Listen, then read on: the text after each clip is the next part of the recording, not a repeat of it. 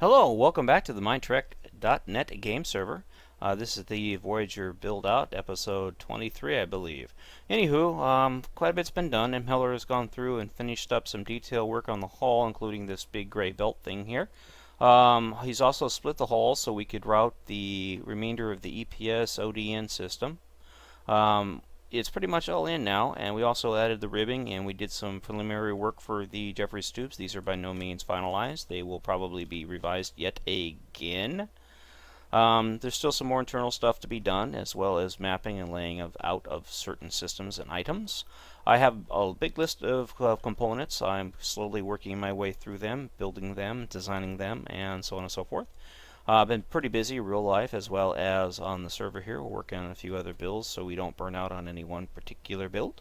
Anyways, these are transporter transceivers and relay receivers, whatever you want to call them. You can see here that we do have powder conduits leading to them, and these conduits lead all over the ship. Actually, these ones lead all the way forward to the phasers, to the main centralized relay systems on the port and starboard and port sides. And they eventually all lead right back to here and over to this system here, which is now the secondary hull. And they all lead back into the EPS, ODN, whatever you want to call it, heart, plasma, the big engineering section of the ship right here. And then they lead on down the ship into other subsystems and everything else from here. And again, over forward here, they also lead down forward of us. It's kind of nice seeing the hull split like this. It's pretty cool, and indeed, it is actually very neat to see. The hangar bay, you can get a good bird's eye view of the hangar bay here. Recently I was going through the ship here and ran into a few issues, including rooms that were marked as large head. I see a sign that says large head or large crew head, and I immediately get pissed off. Then I actually, this is the second time I recorded this episode. I had my mic muted and didn't realize it, and when I walked in here and saw a large head sign here, I lost it. I just filled the room full of sinks and stomped off. Afterwards, I realized I could probably work with it. I came in and I put some sinks, a couple of johns, and some lockers. I figure if it's going to be a large head, their crew's going to need an area to have a change out, kind of like a locker room at a factory or a facility, things like that. So here it is, large head with lockers. Live with it. If you don't like it, tough shit. I'm not redesigning it. Yeah, just a little bent out of shape about that. So still I'm a little mad. I don't know why. I just am. Bad day. Who knows? Voyager Build gets on your nerves after a bit. Anywho, a lot of work has been done. A lot of interior work is components have been laid out, including phaser component, which is right here, and this will be the same unit that's actually mounted at the bottom of the ship, and then its client systems would feed up around the phaser strip. It's the same one we have in the primary hull as well. As far as adding in non-standard equipment like slipstream drive systems and stuff, I'm going to leave all that to M. Heller. I'm going to focus on the known components, the primary components that are listed in the blueprints, and anything to do with slipstream, I'm going to leave that to him. I'll help where I can, but for the most part, hands off. Also, there's a sign here, add warp coil support struts. So the warp coils need to be supported. I'll leave that to iPanic or to Bomb. They are far more detailed when it comes to these things than I. For me, I would just have like, oh, clamp, walk away. I would probably do something a little bit better than that. I mean, this I think was originally designed by Bomb, and then I added this up here to it. And yeah, it came out really nice. So it's going to be the de facto phaser component from now on. Basically, this is where all the power gets fed into the phaser system, and then it's fed out along its client. That thing right there, that bottom part, it's client subsystems. So big purge phaser power goes through and does its thing. I believe that's M. Heller. Sorry, Em, I have chat off. I'm not in the mood for chatting right now. I'm trying to do a bit of recording. Anywho, come along here. I'll show you some of the other stuff we did. Some of the new tanks are in. We've adopted the man squirrel style tank systems. I believe these are coolant tanks. I'm not sure. Pretty sure these are coolant tanks because the deuterium tanks are different, or these could be deuterium tanks. I don't know. I don't really know if they are supposed to be different style tanks. We can change the contents of the inside to be something else, so like white, blue, red, whatever. These are sensors, and so on and so forth, that are mounted to the sensor array systems here, fore and aft. And these will also be mounted in the primary hull, slightly modified for that space. This is going to get pulled out and replaced. I did this. I think it's a nice component, but it's really ugly, and I don't think it's what M wanted. But I'm gonna keep it. I'll adopt it for something else. And if I can get myself back up onto the catwalk, I love these new catwalk blocks, by the way, Pan. They look really cool.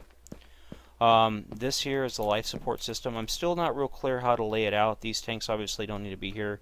What I'm going to do is I'm going to pull this section of the ship out like I did with the torpedo room and all the other stuff, and try to mock one up. That way there we can work on it outside of the ship and get a good idea for it. But this is like oxygen tanks, life support reprocessing, and all that other stuff. There are signs. And explained it to me a little bit, but I still want to have a little bit more clarification on it so we do it right. Life support machinery and subsystems, drive section, life support, oxygen tanks. Also, I came through here and I walled this room in at one point because I wasn't sure if we're going to use this space or not. M came through and pulled the wall out and says, yes, we need to use all this space. So I got to come up with a system for this. I kind of have an idea how I want to do it.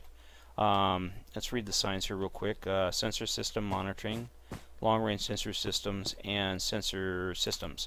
So I'm thinking a couple like spheres, small spheres, like one right here, and then a bunch of connector systems here that feed into the deflector in a way, and as well as feed back to the sensor arrays in the back area of the ship. We got power taps actually down below us, so we can run those. I also have to feed them into here because this is part of the deflector system. And the reason that's open is so that I know where that room is. M showed me what he wants in there. I can't get in there right now. I don't want to open up chat. That being said, we need TeamSpeak. We really need TeamSpeak, folks. Not really much else to show you. I mean, a lot of the engineering subsystems, cool. A lot of the hull stuff, let's see if we can actually go. We'll have to go to a turbolift to get out of here, it looks like. A lot of the subsystems are now routed. I still have some more routing to do as far as the base systems at the bottom of the ship, but they, for the most part, are all in. EPS, ODN lines have all been routed. That's these things here. They've all been routed. They all interconnect and run to this, pretty much all over the heart of the ship.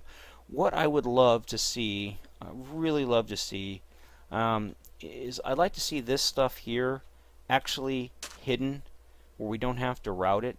Because routing it across the ship, especially up in the primary hull, is proven to be a real pain in the ass. So, because you got to run these through walls, through floors, through rooms, and you got to make them as inconspicuous as possible in places.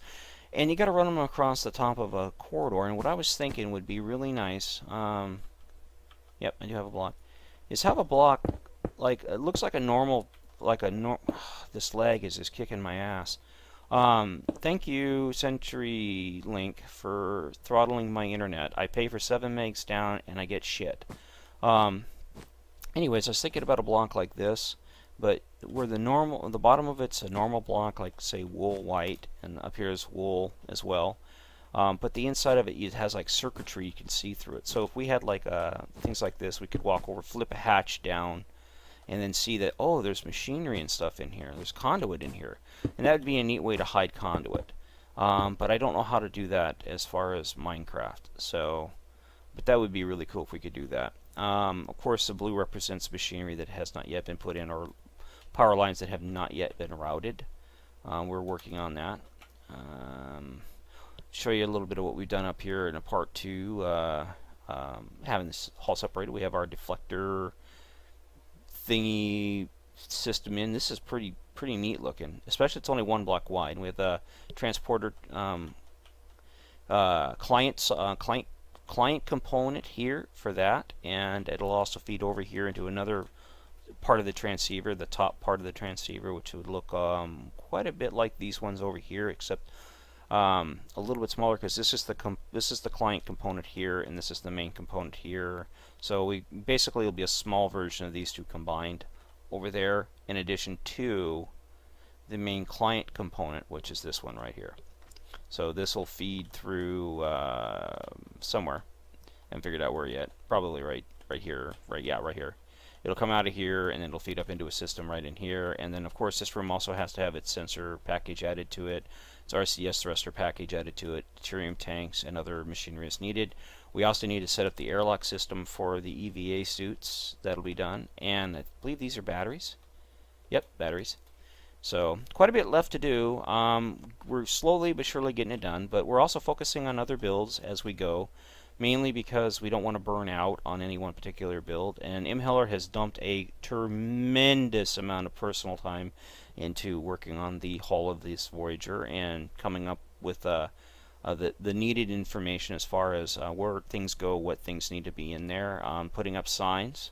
So great job there, Em. Thank you very much for all that hard work and all the time you've done doing that for us. And keeping the server up and updating the server and dealing with all the noobs that have popped in here since the update and so on and so forth. Thank you, Em. Your patience is greatly appreciated. Your help on this Voyager has been absolutely priceless. Thank you a ton. There's no way the ship would look this good without all your effort, and I think everybody knows it. And if they don't know it, screw them. They can kiss our ass. You know, look, you fixed this, you pointed this out. I mean, look at all the ribbing and detail you put into the hull. I would have to say this is probably one of the best looking ships on the server, and it's going to be one of the best looking ships on the server when it's done. There's still a lot of work to be done on it, as you can see. Em has limited time, but he will get to it. We know this to be a true fact because he already has done so much already.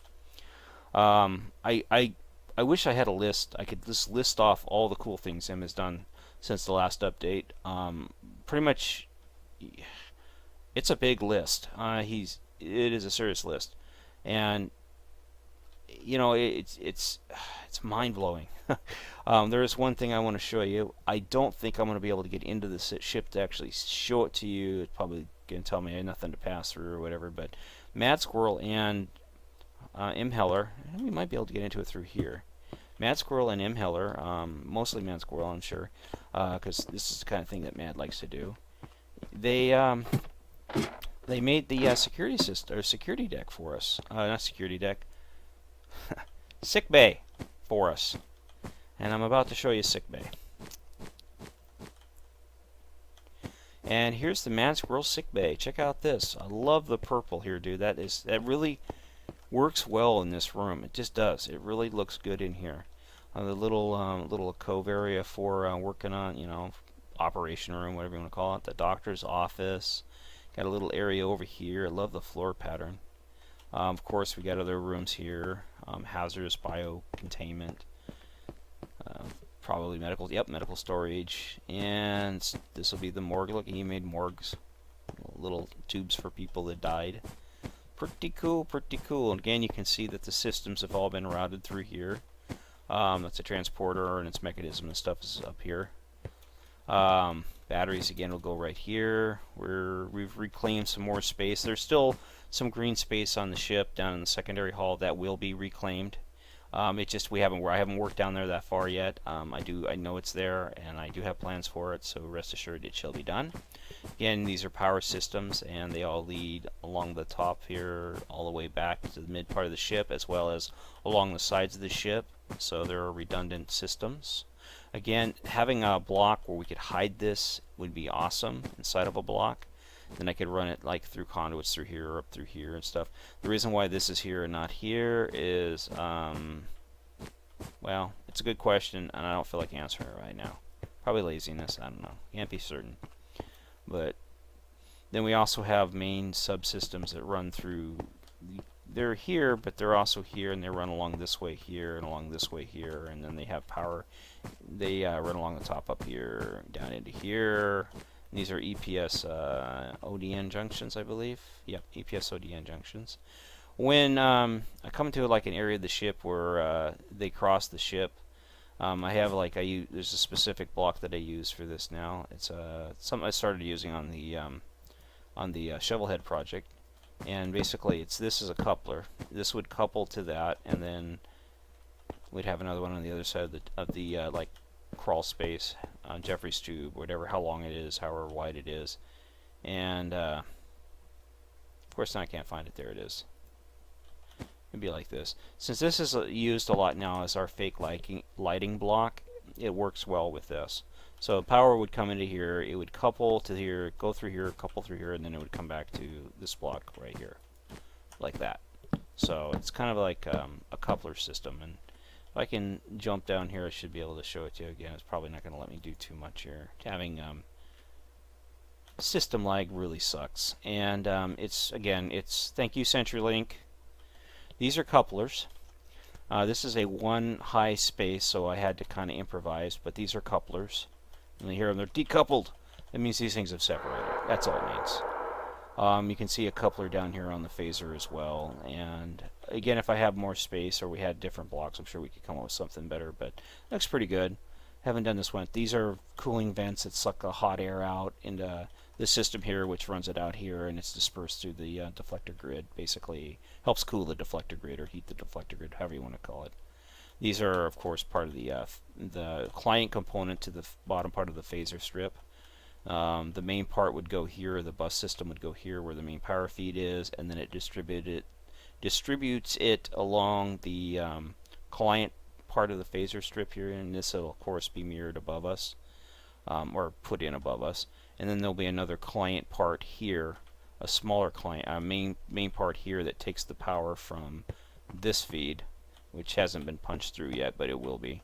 And the upper phasers also have feed coming in from one side as well as coming in from the aft side too. So the phaser strips have, if they get hit back there, they still have power from here. If they get hit here, they still have power from back there. And if we wanted to, because of the way they're routed, we could easily route these out. I'm probably going to end up doing that too, is routing them through here to here as well. So the phasers will have multiple redundant power sources, which is cool. Anywho, I do appreciate you taking the time to watch this episode 23, I believe, of the Voyager Build Out. And I do wish you to have a great day. And thanks again for watching the Mindtrack.net game server. Bye-bye.